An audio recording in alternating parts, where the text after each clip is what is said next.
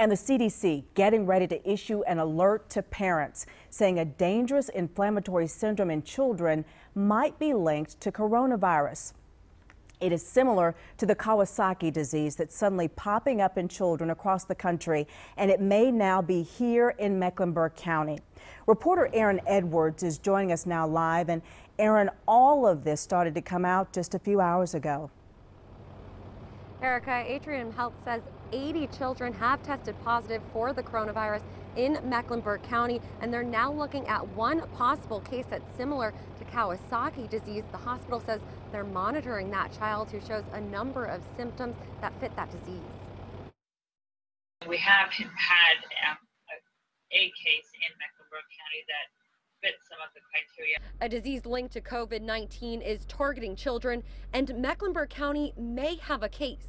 The inflammatory syndrome can affect the kidneys, heart, liver, and bone marrow. Do we expect more cases?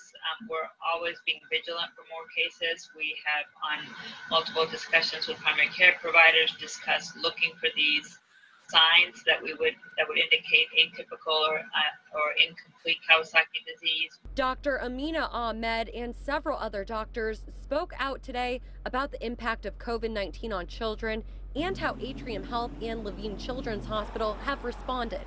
More recently, this multi-system inflammatory disorder has been described, and it was initially described in the UK, in England, and now has been described in the United States as well. Some of these kids were diagnosed with COVID early on, some were negative and then tested positive later, so they weren't identified as COVID. But regardless, it's a manifestation of severe disease, of what appears to be severe COVID disease in children. Although it is linked to COVID-19, the symptoms are different than the coronavirus.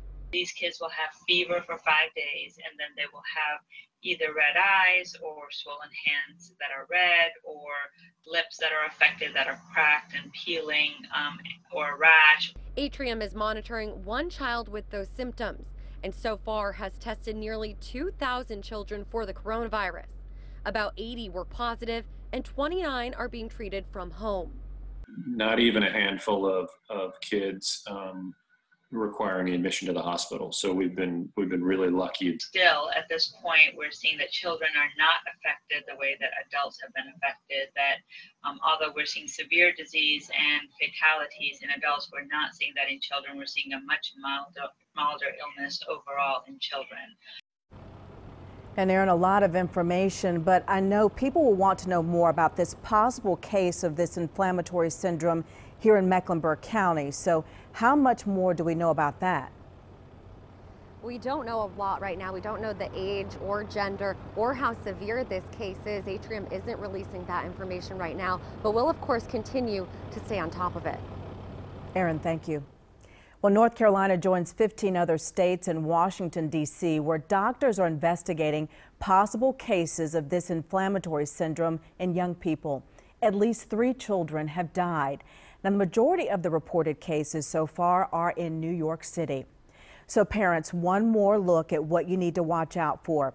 Symptoms include prolonged fever, a rash, conjunctivitis, swelling of the palms or soles of the feet, sometimes skin peeling in those areas, as well as swollen lymph nodes.